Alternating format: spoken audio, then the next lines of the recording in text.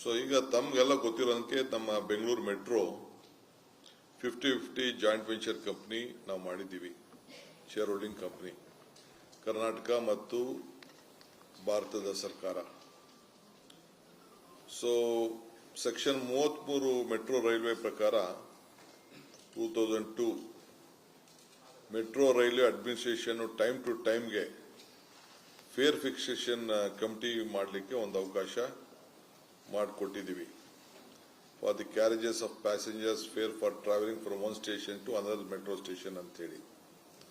So section 34 ಪ್ರಕಾರ the metro railway O&M the central government may, ಸ್ವಲ್ಪ ಗಮನದಲ್ಲಿ ಇಟ್ಕೊಳ್ಳಿ, the central government may from time to time constitute a fare fixation committee for the purpose of recommending fare for the carriage of passengers by the metro railway ಅಂತ ಇದೆ. ಒಂದು 3 ಜನ members ನ ಇಟ್ಟು ಒಂದು ರಿಪೋರ್ಟ್ ರೀಸೆಂಟ್ ಆಗಿ ಕೊಟ್ಟರು. ಒಂದು ವರ್ಷದ ಹಿಂದೆ, ಎಕ್ಸಾಕ್ಟ್ಲಿ ಒಂದು ವರ್ಷದ ಹಿಂದೆ ಅವರು ನಮಗೊಂದು ಕಮಿಟಿ ಕೊಟ್ಟರು.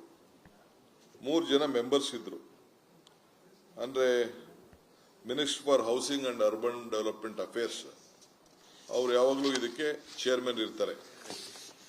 ಶ್ರೀನಿವಾಸ್ ಸೆಕ್ರೆಟರಿ, ಅವರು ನಮ್ಮ ಚೇರ್ಮನ್, ಬೋರ್ಡ್ ಚೇರ್ಮನ್ ನಮ್ಮ ಮೆಟ್ರೋಗೆ ಹೌಸಿಂಗ್ ಅಂಡ್ ಅರ್ಬನ್ ಅಫೇರ್ಸ್ ಅವರೇ ಚೇರ್ಮನ್ ಇರ್ತಾರೆ BMRCLಗೆ.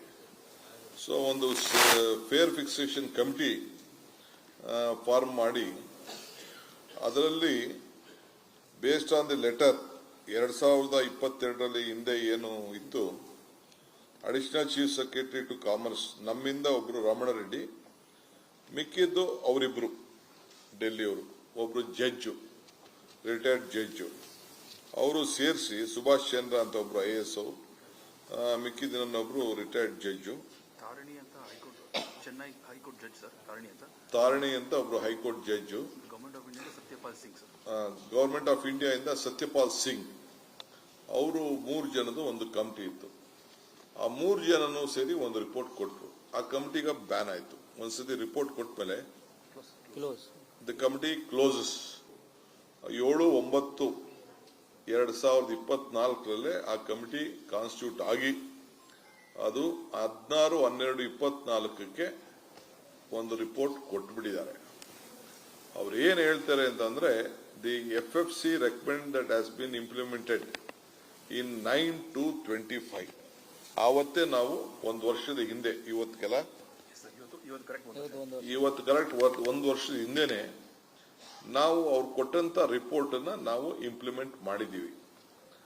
ಏನಾದ್ರು ಸಾರಾಂಶ ಅಂತಂದ್ರೆ, as per the fair fixation committee recommendation, ಒಂದು ವರ್ಷ ನಂತರ annual increase subject to the maximum of 5% to be implemented from 9/2/26.